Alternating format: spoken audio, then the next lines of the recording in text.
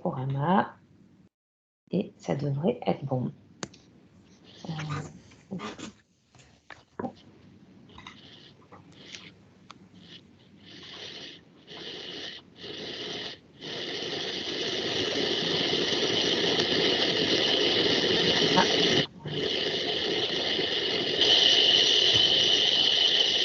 On a un bruit de fond. Ouais, voilà.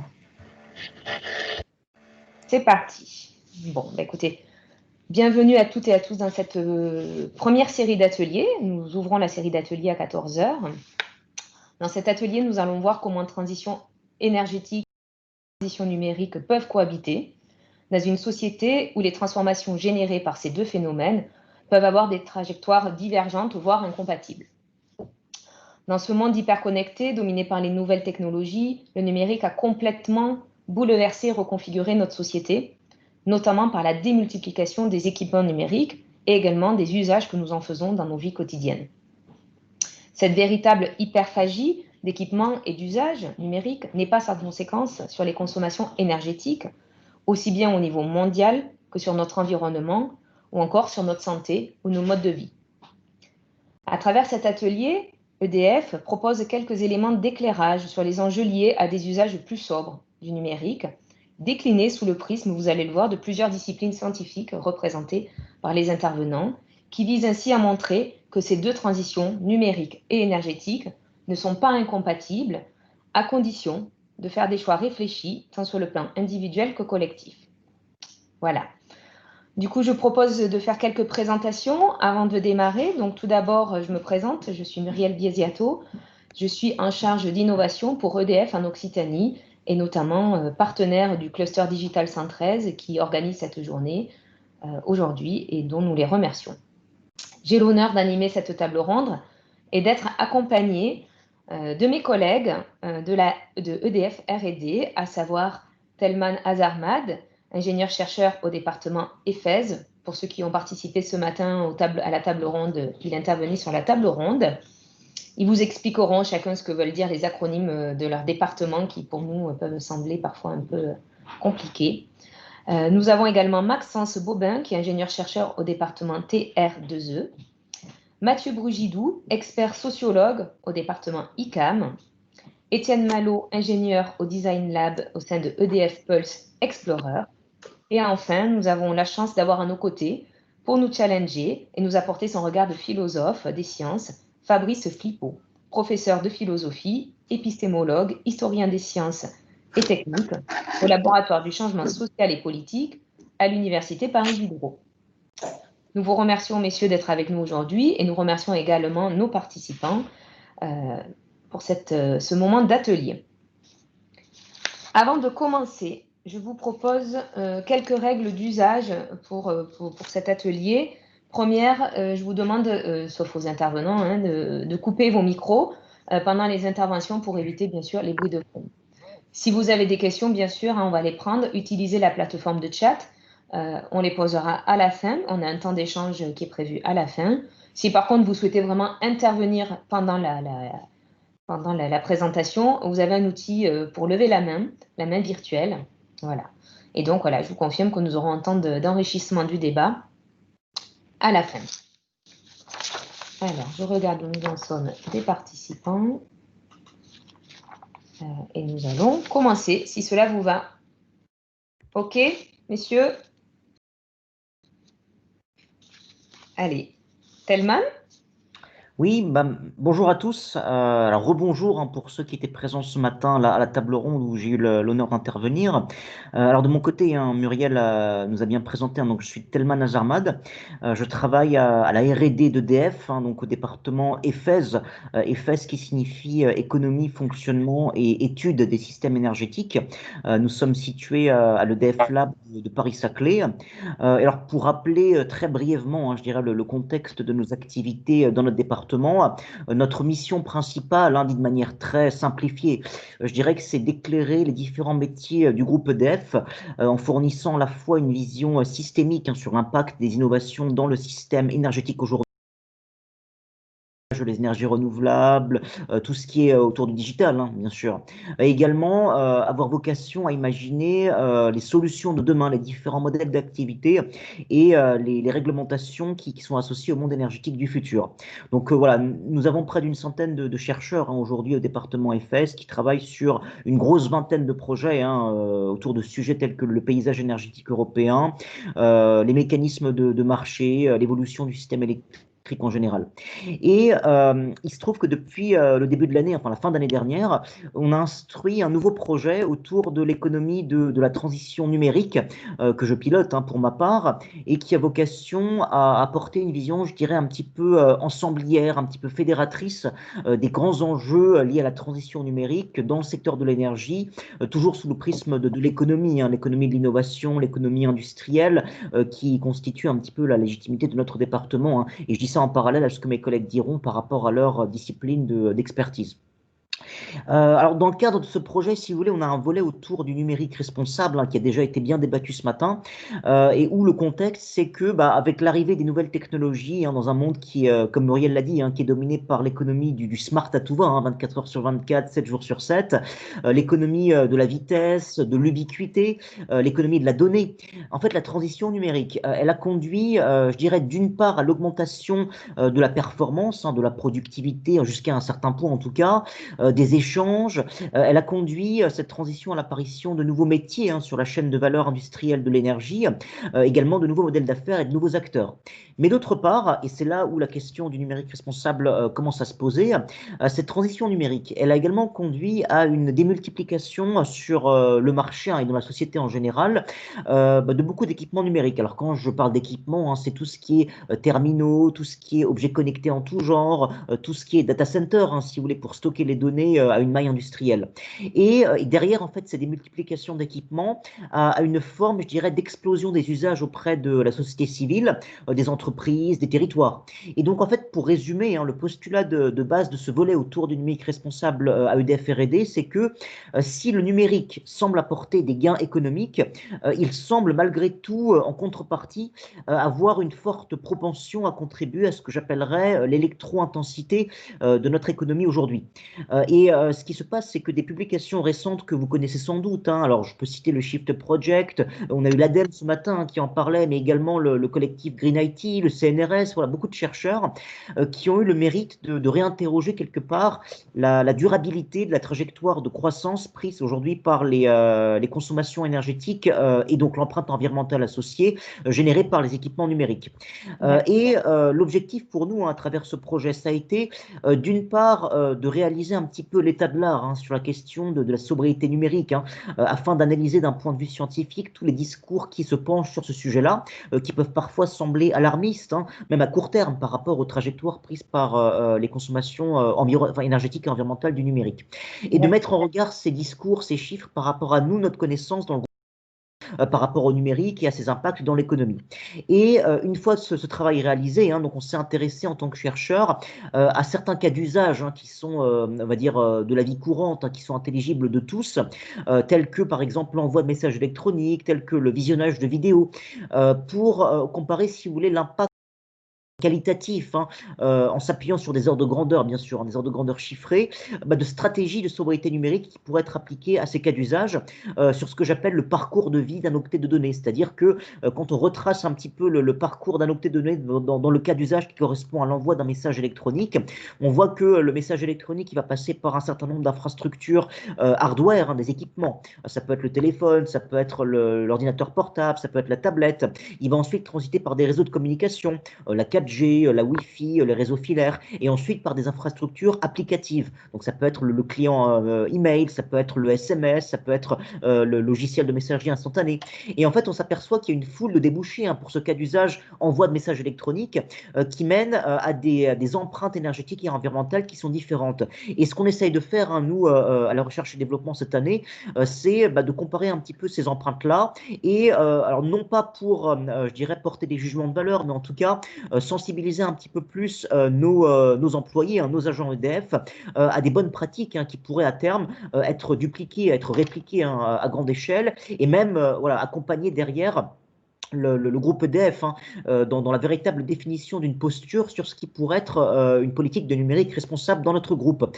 Pourquoi? Parce que, une dernière chose, pourquoi on fait ça? C'est parce que EDF, si vous voulez, ne peut pas uniquement se prévaloir d'avoir un mix énergétique de production qui est essentiellement décarboné via les renouvelables, via le nucléaire.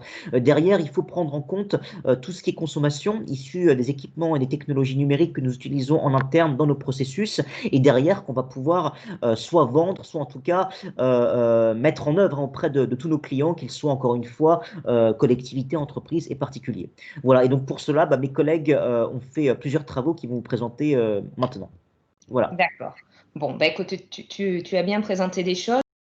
Juste, pour recontextualiser, on parle de sobriété numérique ou de numérique responsable. Les enjeux, je pense que nous en avons parlé. Mais si tu dois dire en quelques mots, qu'est-ce que la sobriété numérique? Alors, si vous voulez, alors si tu veux, Muriel, déjà différencier les deux mon termes. Dieu. Bonjour. Bonjour. Pardon, excusez-moi. Alors déjà, je dirais qu'on préfère en interne aujourd'hui beaucoup plus le terme de numérique responsable, parce que le terme de sobriété, qu'on voit aussi parfois sous le terme de frugalité, évoque beaucoup plus la décroissance, l'abstinence, si vous voulez, la restriction. Et je dirais que donc la sobriété numérique, au sens numérique responsable pour nous, c'est toutes les manières d'évaluer l'empreinte environnementale liée au numérique. Alors là, je schématise, je simplifie à outrance, et je pense que mes collègues, et peut-être même Fabrice Flippo, pourront compléter cette définition, mais gardez à l'esprit que c'est l'empreinte environnementale de tout ce qui peut être issu du numérique, que ce soit d'un point de vue équipement ou d'un point de vue usage. Voilà. Merci Étienne. Pardon, merci Telman. Justement, je propose de passer la parole à Étienne, qui est... Alors, je passe le slide. Étienne, bonjour. Tu travailles au Design Lab au sein d'EDF Pulse Explorer. Vos recherches tendent à mesurer justement cette sobriété numérique dans des systèmes complexes. Comment peut-on évaluer, parce qu'on parle souvent de mesurer, d'évaluer, quels sont les impacts et le périmètre des impacts du numérique, et où sont aujourd'hui les pôles de consommation énergétique? Oui, bonjour tout le monde. Donc rapidement pour resituer le Design Lab et EDF Pulse Explorer. Alors Pulse Explorer, c'est un service qui vise à appréhender les tendances futures et accompagner la transformation des métiers du groupe en collaborant au plus proche possible de l'innovation. Et donc au Design Lab, on est baigné dans cet écosystème-là et on va rebondir sur les controverses environnementales ou territoriales pour nourrir des réflexions à plus long terme. Et donc, comme son nom l'indique, on va utiliser des approches assez variées, dont celle du design, pour proposer des solutions. Et donc, typiquement, nous, on travaille avec Telman sur le projet qu'il a présenté à l'instant. Et donc, oui, effectivement, si on veut pouvoir mesurer un impact, il faut avoir un périmètre. Et le périmètre, en fait, on ne va pas forcément l'évaluer, on va le définir. C'est la première hypothèse à poser. Et en fonction du périmètre, on va pouvoir avoir des résultats qui vont passer du simple au double. Si on prend le cas d'un téléphone, d'un smartphone par exemple, sur sa phase d'utilisation, il va consommer très peu. Sa consommation, ça va être uniquement la recharge journalière de son téléphone. Et ça va concerner uniquement l'utilisateur final. Et cette partie-là, elle est mineure par rapport à la phase de production qui va représenter la quasi-totalité de son impact finalement. Et donc là, on parle uniquement d'impact énergétique. On ne va pas parler d'appauvrissement de minerais, on ne parle pas non plus d'impact territoriaux ou sociétaux. Donc là, rien qu'avec cet exemple qui paraît très simple, on peut voir qu'il y a 3 périmètres qui peuvent être utilisés et qui vont donc impacter, qui vont changer les résultats de manière significative. Et donc pour le reste du numérique, ça va être le même schéma, mais en plus vaste, parce qu'on a beaucoup plus d'équipements, donc beaucoup plus de pôles de consommation. Et en plus, les mesures sont plus compliquées à acquérir. Mais bon, néanmoins, on arrive à avoir des estimations de la consommation. Donc sur les 3 pôles principaux des équipements, donc Telman en a un petit peu parlé, donc les terminaux, donc, où on va retrouver nos smartphones dedans, mais aussi tout l'IoT. Le réseau, qui va inclure le réseau filaire, optique, cellulaire.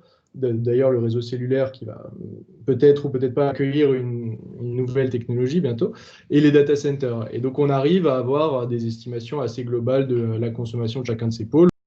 C'est que que chacun ont le même impact à peu près, hein, un tiers de l'impact global.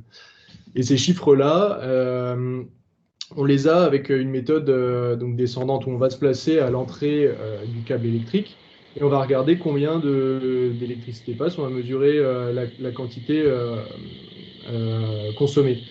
On va faire de même en fait avec la quantité de données qui transitent.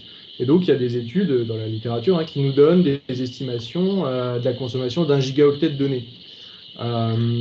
Donc ça nous permet d'éviter de sous-estimer la consommation.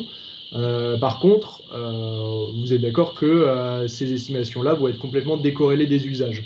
Et c'est là justement que nous, on veut pousser la réflexion. Par exemple, envoyer une photo à quelqu'un sur Internet, ça ne va pas du tout avoir la même consommation qu'envoyer un jeu de données sur un cluster pour entraîner un modèle de machine learning. Donc, en fonction des usages, on va avoir une consommation complètement différente, alors que les études aujourd'hui nous donnent des consommations moyennées. Nous, dans ce projet de recherche-là, on doit aller au-delà des consommations au sens équipementier et détailler ces consommations au regard des usages et pouvoir comparer les usages entre eux. Donc, si on reprend le cas de la vidéo et qu'on le pousse un peu plus loin, on veut savoir de combien on arrive à diminuer l'impact si maintenant toutes nos vidéos étaient par exemple dans une résolution réduite. Ou si il y avait un système de distribution de contenu plus restrictif qui ne rendrait pas disponible tout le contenu sur le réseau mondial au même moment. Combien est-ce qu'on gagnerait? Est-ce qu'on gagnerait vraiment quelque chose? Donc ça, c'est juste pour illustrer en fait notre réflexion qu'on mène aussi sur voilà, l'échange de pièces jointes, de mails. Est-ce qu'on utilise un serveur de stockage distant, des pièces bon. Et donc, ce qu'on cherche à avoir, in fine, c'est une vision quantitative des réductions engendrées par ces actions-là et pouvoir proposer des services moins consommateurs, avec derrière surtout des éléments factuels pour appuyer ces recommandations-là. Combien est-ce qu'on gagne environnementalement, mais aussi économiquement? Est-ce qu'on perd en qualité de service? Est-ce que cette perte en qualité de service va engendrer une diminution de la qualité d'usage, qui n'est pas forcément corrélée? Voilà, et donc ça, c'est des questions qui vont au-delà de la mesure uniquement de la consommation. Donc, on doit mettre en place des modèles d'infrastructure pour la consommation, mais aussi d'usage. Et donc, c'est sur ces usages-là qu'on se concentre beaucoup. Voilà. Merci. Donc, j'entends effectivement qu'il y a des qualités de service et des qualités d'usage et que c'est des choses qu'il faut mesurer. Donc, on a du qualitatif et du quantitatif. Et aujourd'hui, on confond beaucoup qualité de service et d'usage, ou lorsqu'on va perdre en service ou en disponibilité, on va tout de suite croire qu'on va perdre en qualité d'usage, ce qui n'est pas forcément vrai. Donc ça, forcément, c'est au cas par cas, mais ça fait partie de cette étude-là. D'accord. Étienne, je propose de passer la parole à Maxence Bobin, qui est un collègue également. Donc, Maxence, je suis en train de faire passer le slide. Voilà. Maxence, tu appartiens, toi, au département TR2E pour technologie, recherche pour l'efficacité énergétique. Dans le domaine du smart building et de la smart home, comment s'exprime justement dans ces deux domaines-là la sobriété numérique? Alors, effectivement, on peut faire la différence entre efficacité et sobriété. C'est pas la même chose. L'efficacité, c'est plutôt comment produire le même service avec un meilleur rendement, une meilleure performance. En revanche, la sobriété, c'est plutôt comment adapter le service aux besoins réels du client, voire à l'inciter à réduire son besoin ou son attente, ce qu'on disait juste avant. Et dans le cas de l'énergie et de l'efficacité énergétique, donc c'est bien notre cœur de métier au sein du département TR2E, puisqu'on travaille sur la recherche pour l'efficacité énergétique. Cette efficacité énergétique, elle passe par deux canaux, le physique et le numérique. Le physique, tout d'abord, c'est par exemple améliorer le rendement des pompes à chaleur, des panneaux solaires ou encore de l'isolation des bâtiments. Et ensuite, le numérique, c'est tout ce qui touche à l'optimisation des consommations et au pilotage des équipements. Par exemple, le pilotage de l'autoconsommation photovoltaïque.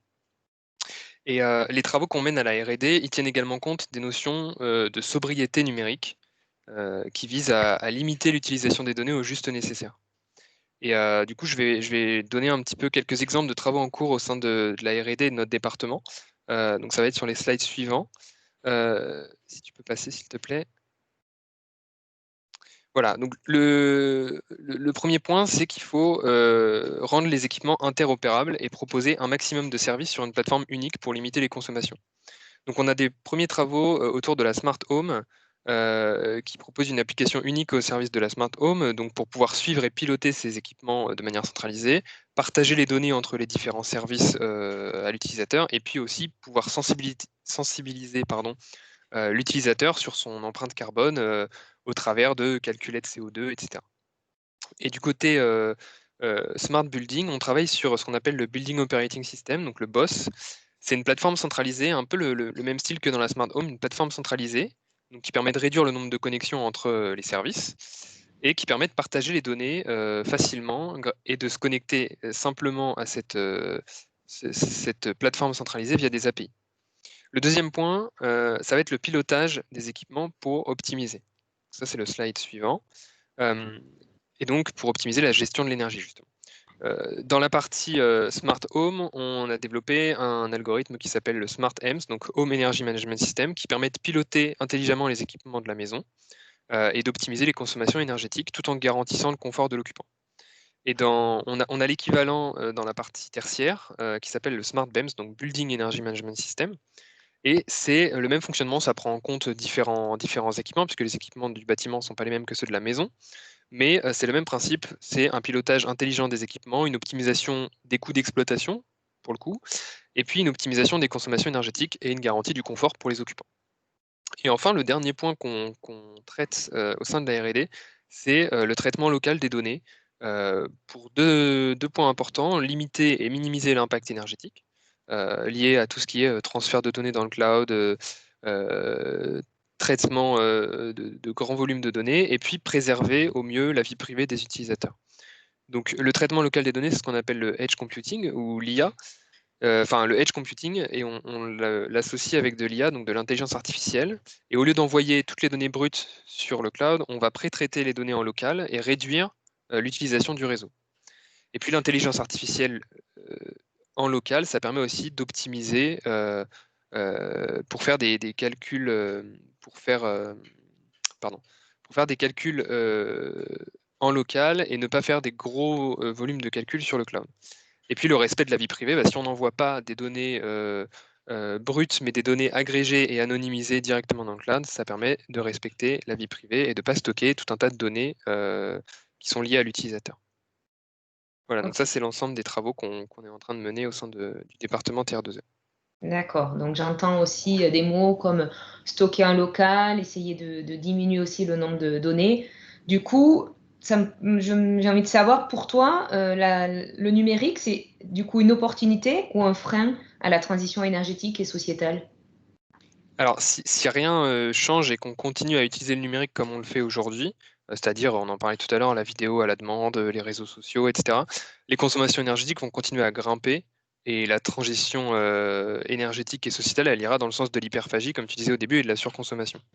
En revanche, si on travaille dès maintenant sur, comme on le fait à EDF, sur informer les utilisateurs et sensibiliser le grand public et les entreprises, là, le numérique se transforme vraiment en véritable mine d'or pour encourager et dynamiser cette transition énergétique et sociétale.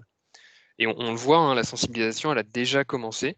On voit de plus en plus de publicités, d'articles dans les journaux ou sur Internet, la consommation du numérique, les recommandations sur l'utilisation des ressources informatiques.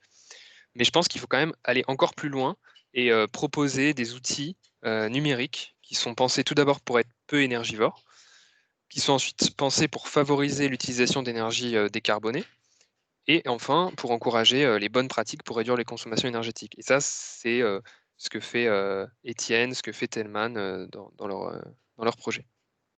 Super. Merci Maxence. Justement, tu nous tends une perche parce qu'on parle beaucoup d'usage et de comportement, et du coup, ça m'intéresse d'avoir l'avis du sociologue. Du coup, Mathieu Bougidou, tu es sociologue au département ICAM pour innovation commerciale, analyse des marchés et de leur environnement, si je ne me trompe pas. Du coup, voilà, depuis tout à l'heure, on parle de technologie pour avoir plus de numérique, un numérique plus efficient, optimisé. Mais d'un autre côté, on parle aussi d'usage, de comportement. Donc, comment y voir clair, d'après toi, quelle est la part du comportement et la part de la technologie qui est importante pour réussir à faire justement cohabiter ce qu'on essaie de savoir depuis le début. Est-ce que transition énergétique et numérique peuvent cohabiter? Alors, effectivement, c'est une question qui n'est pas nouvelle, hein, la question de quelle est la part des comportements et quelle est la part de la technologie dans nos consommations. Et au fond, il y a beaucoup de travaux qui portent sur les consommations d'énergie, sur les pratiques de consommation qui ont été menées à EDF R&D, mais qui sont menées aussi par ailleurs en université, en anthropologie de la consommation de l'énergie, qui se sont penchés sur la question. Alors, il y a un premier niveau de réponse qui consiste à dire que, en effet, la technique, et notamment les infrastructures, et la manière dont elles sont conçues, sont assez structurantes pour expliquer les niveaux de consommation. C'est-à-dire que quand on a des infrastructures qui sont a priori conçues pour des niveaux de consommation très élevés, eh bien, il y a un deuxième terme hein, dans le couple que tu as évoqué entre infrastructure et consommation, c'est celui de l'offre commerciale. Et ces infrastructures, elles appellent aussi le développement d'offres commerciales qui peuvent ou non appeler des comportements de consommation plus ou moins sobres. Ça, c'est quelque chose que la sociologie de la consommation de l'énergie a montré de manière importante. Alors, pour autant, est-ce que les comportements individuels ont une importance ou alors est-ce qu'ils sont juste finalement le fruit du design de ces infrastructures et de ces offres et accessoirement aussi d'ailleurs de la réglementation qui accompagne la production de ces offres? Alors, oui et non. C'est-à-dire que, évidemment, on peut avoir, et de plus en plus, on constate que de plus en plus de gens sont sensibles à leur consommation énergétique et sont sensibles à leur consommation énergétique dans leur pratique numérique. Alors, ce que dit aussi la sociologie, c'est qu'il faut toujours faire une différence entre les représentations, nos valeurs, ce que l'on pense, et puis nos pratiques effectives. Non pas parce qu'on serait hypocrite, mais parce qu'on est pris justement dans des infrastructures matérielles, dans un monde qui peut appeler une plus ou moins grande consommation. Et il ne faut pas oublier aussi que nos pratiques de consommation sont souvent des pratiques très routinières dont on n'a pas toujours conscience de façon détaillée. C'est des pratiques que nous avons pour par exemple, pratiques domestiques, de prendre une douche, de regarder les écrans, ne sont pas des pratiques de consommation énergétique et elles ne sont pas pensées comme telles. Et donc, de ce point de vue-là, ces pratiques de consommation, elles ne sont pas forcément pensées comme des pratiques de consommation énergétique. Et donc, on peut avoir par ailleurs des valeurs qui sont environnementales déclarées et des pratiques de consommation qui sont assez énergétivores. Il y a un titre d'un papier de Grégoire Wallenborn qui est assez parlant, hein, qui dit d'un point de vue environnemental, faut-il mieux être riche et conscientisé que pauvre et ignorant d'une certaine manière de ces pratiques. Et les analyses empiriques montrent que effectivement, souvent, ceux qui sont les plus conscientisés d'un point de vue environnemental ont des pratiques de consommation qui sont plus énergivores. Et donc là, ça appelle plutôt une réponse en termes de structure d'offres, de réglementation. Ceci dit, les représentations et la manière dont on va accueillir ces offres et ces changements du monde des infrastructures ont leur importance. Est-ce qu'on va les accepter? Est-ce qu'on va les trouver légitimes? Et là, du coup, le fait d'avoir des représentations et des opinions favorables à ces changements, c'est-à-dire par exemple avoir une offre qui soit plus sobre, avoir des infrastructures qui soient plus ajustées à nos besoins, qui permettent aux précaires ou qui n'ont pas les moyens d'avoir les équipements des derniers cris, d'avoir accès à des services numériques, y compris dans les collectivités locales, enfin, toutes ces dimensions qui sont très importantes pour la vie commune, eh bien, le fait d'être sensibilisé à ces questions en termes de représentation est effectivement très important pour que ces évolutions, encore une fois, d'offres et de réglementaires soient jugées légitimes et souhaitables. Et donc ça, c'est différent des pratiques. Peut-être qu'on peut juste montrer le slide suivant qui est justement sur la question de est-ce que les représentations et les opinions changent, et est-ce qu'il y a eu un débat sur le web, par exemple, autour de ces questions de sobriété numérique. Et il y a en effet beaucoup d'acteurs, donc on connaît bien ici, vous avez la cartographie à gauche des sites web qui parlent de sobriété numérique, de pollution numérique, de numérique responsable, et donc on voit des acteurs comme The Shift Project, comme Green IT, qui sont des acteurs très importants pour structurer une discussion publique avec des réseaux de sites qui s'intéressent à ces questions, soit universitaires, soit associatifs, soit encore d'entreprises du numérique ou de collectivités territoriales qui vont accompagner cette discussion avec apparemment un discours assez consensuel, d'ailleurs, autour de ces points-là. Il y a aussi, et je ne voudrais pas être trop long là-dessus, des controverses. Hein. On a vu que dernièrement, la 5G faisait apparaître quelques points durs, quelques tensions dans un discours qui, en première apparence, peut apparaître consensuel en montrant que eh bien, les oppositions ici peuvent être plus importantes. Et donc, c'est important comme sujet, cette histoire de la discussion publique, parce que si on arrive à avoir une discussion publique sereine sur ces questions-là, alors, et donc à mobiliser et à constituer des publics larges autour de ces questions, alors des politiques publiques qui sont des politiques publiques en faveur du numérique responsable et une forme de sobriété numérique, voire de technologies de type low-tech, pourront être envisagées et seront possibles. Et c'est là où la question non pas peut-être des comportements, mais des individus et de leur choix et de leur représentation devient tout à fait déterminante. Voilà.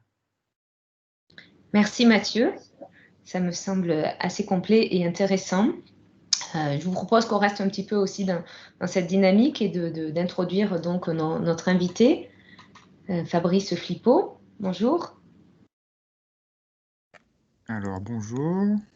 Donc, vous êtes professeur, vous me dites si je me trompe. Vidéo. Voilà, on vous voit, on vous entend. Vous êtes professeur de philosophie, membre du laboratoire du changement social et politique à l'Université Paris Diderot, et puis également enseignant-chercheur en grande école à l'Institut Mines Télécom. C'est bien ça? C'est ça, exactement. Et donc, pour le lien avec le sujet, et que j'ai commencé de manière interdisciplinaire, donc avec des collègues sociologues, politistes ou en gestion des travaux sur écologie et numérique, il y a une quinzaine d'années déjà. Et donc, à l'époque, on s'inquiétait du copier-coller illimité et de tout le discours sur l'immatériel, sur tous ces aspects-là. Et on a pu vivre une première mise à l'agenda du problème vers 2007-2008, quand Gartner a évoqué le problème des 2% des émissions de gaz à effet de serre. Et puis là, depuis 1 ou 2 ans, une mise à l'agenda très forte de cette question de la sobriété numérique qu'on voit dans les relevés web du collègue en sociologie qui a parlé juste avant. Donc tout ça, on l'a vu, on l'a vu. Et donc on a sorti un certain nombre de rapports, livres. Et donc je sors un livre sur la sobriété numérique qui s'appellera l'impératif de la sobriété numérique dans quelques semaines maintenant. Donc il sera assez épais. Et voilà, donc tout ça est tout frais. Oui, alors, j'ai pas préparé de slides parce que de toute façon je ne savais pas comment les passer, et donc peut-être plutôt quelques réactions à ce qui a été dit. Je vois 4 points qui rejoignent disons ce que j'ai déjà eu l'occasion de dire à d'autres endroits. Le premier, c'est, bon, en philo, on aime bien les définitions. Et évidemment, je vous reviens un tout petit peu sur efficacité, sobriété et décroissance. Donc j'adhère en grande partie à la définition qui a été proposée, hein. C'est-à-dire que l'efficacité, c'est à un usage donné, essayer d'avoir sous un critère donné une optimisation, hein. C'est-à-dire que le moins possible de consommation, peut-être d'énergie, de matière, voilà, mais à usage donné qui n'est pas, qui est pas remis en cause. C'est regarder une vidéo, c'est toujours regarder une vidéo, et ainsi de suite, sachant que la définition d'un usage, d'un scénario d'usage, bon, ben, est toujours très compliqué et à faire. Et dans les analyses de cycle de vie, on est toujours frappé que c'est souvent des ingénieurs qui font ça et souvent ils prennent un peu leur cas pour une généralité, ils imaginent leur propre usage, que tout le monde fait la même chose et en fait pas vraiment, donc c'est souvent problématique d'un point de vue sociologique. Mais donc, le second point, c'est la sobriété. Alors, sobriété, c'est est-ce que j'en ai besoin ou pas? Et donc, on est sur l'usage en tant que tel. Et là, en tant que philosophe du politique, il y a l'usage au sens micro-sociologique. Je regarde une vidéo, sur un téléphone où voilà, on est vraiment dans le micro-sociologique. Et les enjeux de sobriété, il faut rappeler pourquoi ils se posent, hein. Ils se posent parce qu'il y a un contexte plus large. C'était juste regarder une vidéo, on ne voit pas très bien pourquoi il faudrait être sobre. Si le téléphone le fait, bon, bah, il le fait, on appuie, c'est pas compliqué. Le pourquoi, bah, c'est les enjeux globaux en arrière-plan et qui ne sont pas nécessairement bien compris par tout le monde. Alors, il y a une inquiétude assez générale maintenant, hein, qui est bien montée. On l'a vu un peu au résultat des élections avec les scores des écolos, hein, mais c'était vrai aussi en 92. Ils ont fait de très bons scores aussi en 92. C'est pas garanti que ça dure. Ça peut être un effet passager. Donc, il y a des effets de mise à l'agenda aussi des problèmes. Et cet aspect contexte est très important pour, on regarde de l'effet rebond, parce que donc c'est un aspect qui n'a pas été trop mentionné jusqu'à présent, je pense que vous avez parlé ce matin, mais s'il y a une efficacité locale, l'efficacité locale, elle peut très bien se déplacer vers une nouvelle consommation si on n'est pas dans une solution à un problème plus général et pas simplement des alternatives d'usage très, très micro-sociologique, très individuel au niveau disons, de la situation au sens très étroit. Donc ça, c'est un deuxième élément. Et la sobriété, donc, ça doit se comprendre comme une question de justice, hein, c'est-à-dire que la planète est limitée, tous les usages ne sont pas possibles pour tout le monde en même temps, hein. Donc la question posée par Grégoire Wallenborn, justement, qui est un peu provocante, mais qui est juste, ça se mesure en termes d'empreinte écologique. Plus le revenu est élevé, en gros, hein, plus l'empreinte écologique est importante. Donc, c'est des enjeux derrière de justice. Ça veut dire aussi que ça va être controversé. Cette sobriété, c'est pas simplement voilà, un mot consensuel. On l'a vu avec le cas des Gilets jaunes. Dès qu'il s'agit de savoir qui va payer pour le carbone, bah, tout le monde n'est pas d'accord, hein. Ouais, on va le dire simplement comme ça. Et ça va être la même chose pour le numérique. Pourquoi est-ce que ce serait... le shift, c'est bien ce qu'ils ont fait à stigmatiser un peu la pornographie, mais est-ce que le problème, c'est pas plutôt l'intelligence artificielle qui est en train de se répandre partout? Est-ce que c'est pas la visio à grande échelle dans les entreprises? Est-ce que voilà, il y a une question d'imputabilité de la responsabilité qui est derrière et qui est controversée, qui n'est pas un long fleuve tranquille. Donc ça serait un peu sur la deuxième définition. La troisième sur la décroissance, juste pour rappeler que dans les études sur la décroissance, c'est de la décroissance du PIB dont il s'agit, hein. C'est un sens bien précis. Et l'argument est de dire qu'il n'y aura pas de décroissance réelle de l'empreinte écologique s'il n'y a pas de décroissance du PIB. Après, on peut en penser ce qu'on en veut, hein, mais c'est la définition. Ça, c'est pour le premier point. Sur le deuxième point, il a été question aussi des modes de vie, des individus. Je vous propose une distinction entre les modes de vie, qui sont les aspects répétitifs de ce qu'on fait au quotidien, hein. Donc, les aspects impersonnels, on prend le train le matin, le métro, on suit toujours un peu les mêmes trajets. Donc, avec tout ça, on peut faire des statistiques, c'est des flux, c'est des masses. Qui sont différenciables là aussi par la statistique, mais c'est quand même des masses à chaque fois. Donc c'est différent des styles de vie. les styles de vie, c'est les variations individuelles. Et donc, si on identifie bien ce qui relève de l'un et de l'autre au niveau microsociologique, ça évite notamment de proposer des mesures qui peuvent sembler liberticides parce qu'elles touchent au style de vie et non pas au mode de vie. Ça permet aussi de s'apercevoir qu'il y a un troisième élément qui est le genre de vie. Et le genre de vie, ça a une dimension collective, contrairement au style de vie. Style de vie, c'est tuner sa voiture, par exemple. Mais on s'aperçoit en fait qu'avec tuner sa voiture, c'est pas toujours simplement un style de vie. Ça peut être un genre de vie, c'est-à-dire une volonté de changer la norme de consommation dominante. Je pense justement dans le domaine de l'énergie, il y a beaucoup de militants de tel ou tel type d'énergie, dont on voit que ça joue un rôle très important dans leur manière, dans leur rapport à l'énergie. La sociologie, effectivement, montré beaucoup de choses dans ce domaine-là. Et donc, la socialisation est très importante. Donc, simplement mettre un appareil qui compte dans la maison, so what, quoi. Si derrière, il n'y a pas un réseau de socialisation qui permet peut-être la comparaison, mais aussi de l'instruction, des échanges, de bonnes pratiques ou simplement de trucs et astuces, s'il n'y a pas cette socialisation, il y a des chances que ça ne produise pas vraiment beaucoup d'effets et qu'on ne soit pas au bon niveau de débat. Donc voilà, mode de vie, style de vie et genre de vie, je pense que des distinctions qu'avait proposé le sociologue Salvador Juan il y a quelques années et qui sont, à mon avis, assez éclairante. Le troisième point serait sur ce que les théoriciens des nudges ont appelé les architectures de choix. C'est-à-dire que nous sommes tous à rationalité limitée, notamment parce que notre cerveau ne travaille que la moitié du temps. Une moitié du temps, il est en mode routine. Et effectivement, il y a plein de choses qu'on fait par économie disons, de réflexion, de manière automatique et téléguidée. Et quand on va faire évoluer un comportement, on fait travailler l'autre partie, la partie qui est innovante, mais qui est fatigante aussi. Et donc, comme nous sommes tous à rationalité limitée, cette rationalité, elle va s'exercer dans une architecture de choix. Et tout l'enjeu, c'est de savoir comment l'architecture de choix peut évoluer de telle manière à entraîner un changement de mode de vie, via ou au minimum la constitution d'un genre de vie qui lui-même a vocation à changer le mode de vie.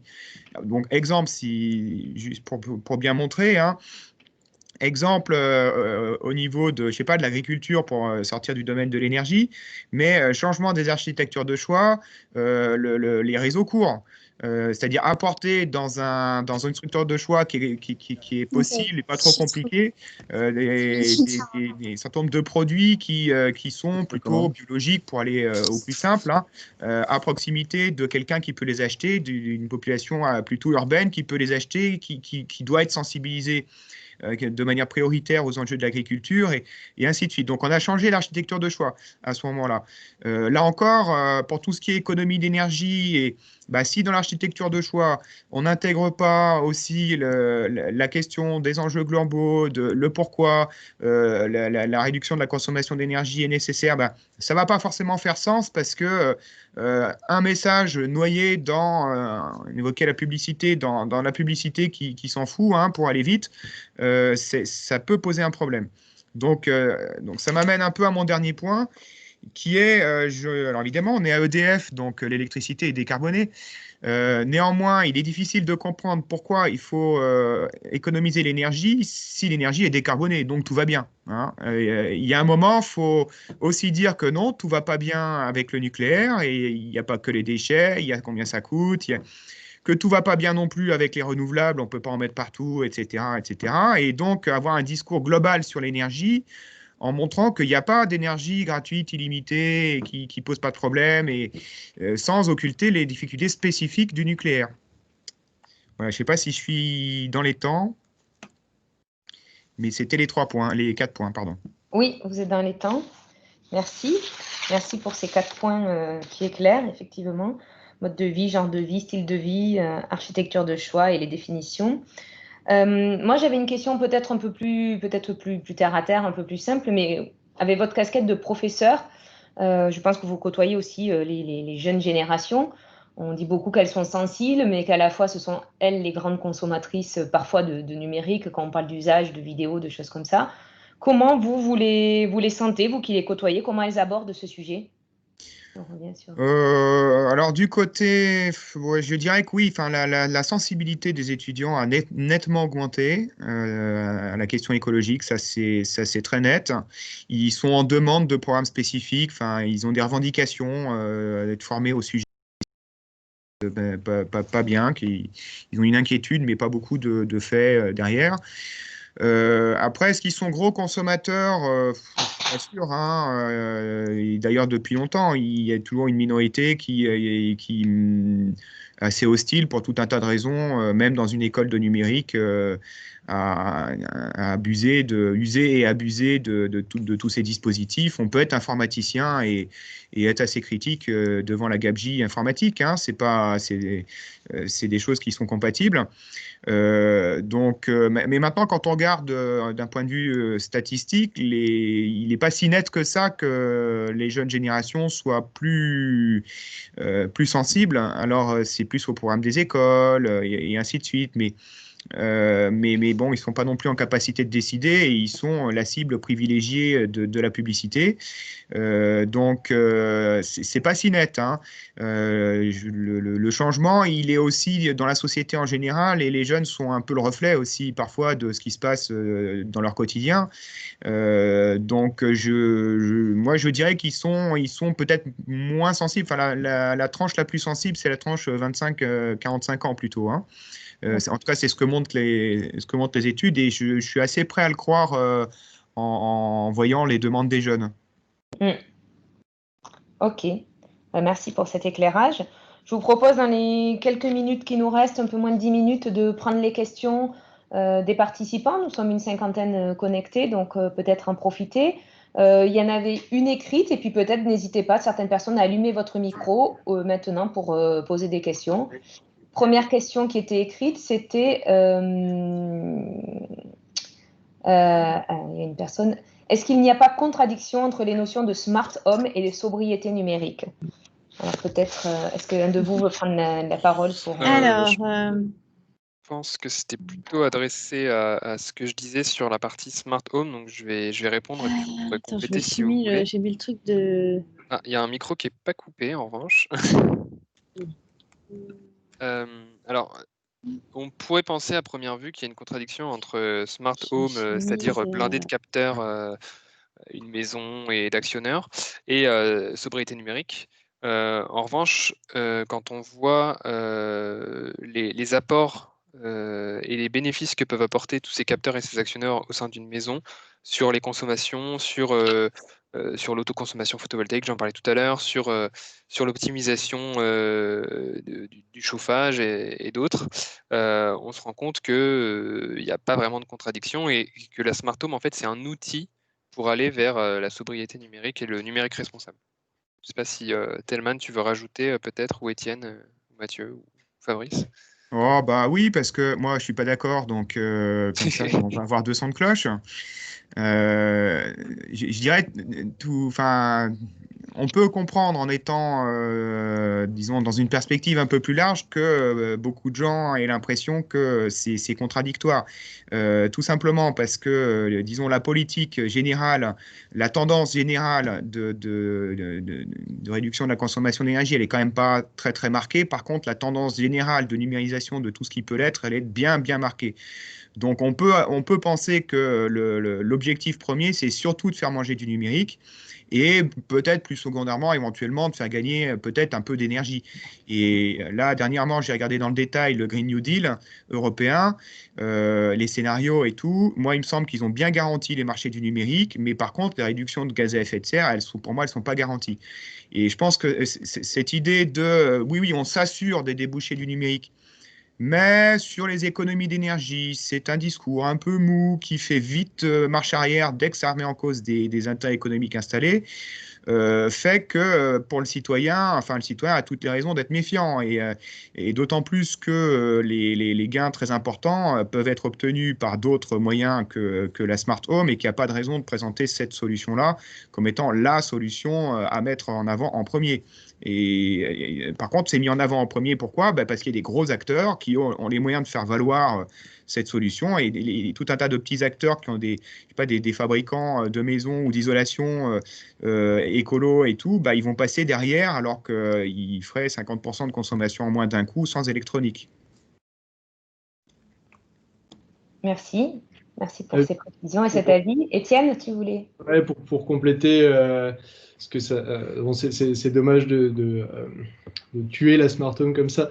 Non, juste pour un mot là-dessus, dans les data centers, on voit bien donc l'usage. Donc on est d'accord, hein, c'est pas le même public. Là, les data centers, ça va être très industriel.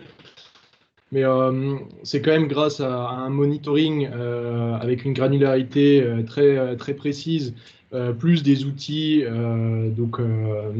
statistiques, plus IA, qu'on a réussi à réduire les PUE, donc on a réussi à augmenter l'efficacité des data centers de manière assez importante.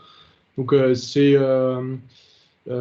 pour montrer que avec des prises de mesures plus des réactions par rapport à ces mesures-là, que ce soit à l'intérieur du bâtiment ou à l'extérieur, on arrive à optimiser les dépenses énergétiques appliquées au chauffage ou à la climatisation d'un bâtiment.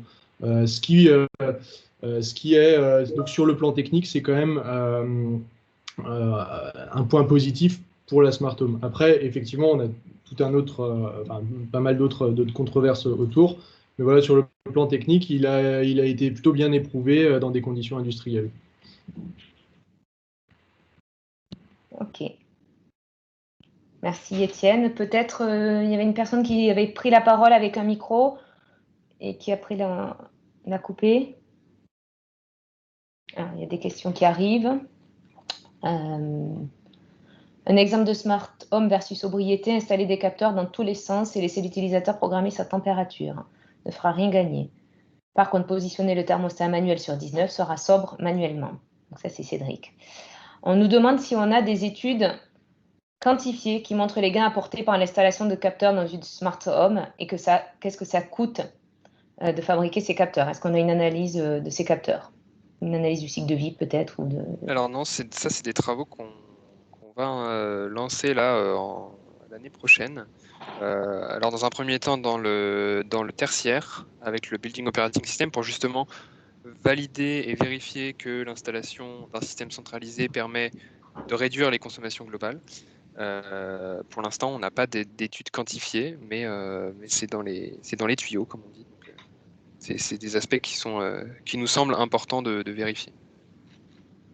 Alors après, il y a un point aussi, hein, vu que l'avenir va être sans doute plus perturbé que ce qu'il n'a été jusqu'à présent, hein, notamment en raison du changement climatique, mais il semble assez raisonnable, et en tout cas c'est ce qui se discute dans un certain nombre de cercles, de penser que la fourniture en électricité, elle ne va pas être forcément constante. Il pourra y avoir des pannes, ou des arrêts du système, et la résilience de systèmes basés sur une dépendance forte à l'électricité pose un problème. Je vous rappelle quand même que en Vendée, quand il y a eu la tempête Xantia, la totalité des morts vivaient dans des maisons électrifiées, c'est-à-dire avec les volets électriques, parcs électriques, et ils sont morts surtout parce qu'ils n'ont pas pu sortir. Donc, du point de vue résilience, hein, on en a discuté au Conseil national du numérique de cet aspect-là. Hein. Il faut penser aussi l'aspect résilience des systèmes. Le Shift le met en avant aussi, hein, en montrant qu'il faut des systèmes débrayables et donc surtout à base mécanique. Et la mécanique peut être extrêmement efficace. Donc c'est vrai que moi je trouve que formater le débat en termes de pour ou contre seulement un type de système, plutôt que de dire voilà on a une gamme de systèmes possibles entre lesquels l'usager doit pouvoir choisir, ça pose quand même un problème, et c'est pas forcément tuer la maison, la smart home, que de dire que c'est pas la panacée. Et en tout cas, ça peut peut-être apporter quelque chose, mais il faut le mettre, disons, le mettre en perspective. Ok, effectivement. Peut-être si je peux rajouter quelque chose là-dessus, je pense pas que ce soit soit Mathieu, peut-être la dernière intervention, parce qu'il y a d'autres qui s'enchaînent et les gens vont se connecter. Je pense pas que ce soit la position d'EDF de dire que la smart home soit la panacée. Hein. On voit bien qu'il y a plusieurs façons traiter ces questions. Une des manières passe par des systèmes techniques, par l'efficacité. Une autre passe par, bien en amont, des politiques publiques qui orientent les infrastructures et les marchés dans le bon sens. Je pense que là, on est à peu près d'accord là-dessus. Et une autre passe aussi par des politiques à la fois de sensibilisation et d'ouverture vers un débat public large. Pour que justement ce qui échappe habituellement à la conscience individuelle, soit par le choix des infrastructures, soit parce qu'on a des pratiques et de consommation routinière, eh bien, soit amené et devienne l'objet d'un débat public. Hein. C'est un peu le sens de notre atelier ici, c'est d'essayer de montrer ces différentes modalités. Merci Mathieu. Effectivement, le champ des possibles est large et le débat est ouvert. Je vais devoir mettre fin à notre atelier puisque plusieurs ateliers s'enchaînent toutes les heures pour permettre aux participants et à nous de libérer.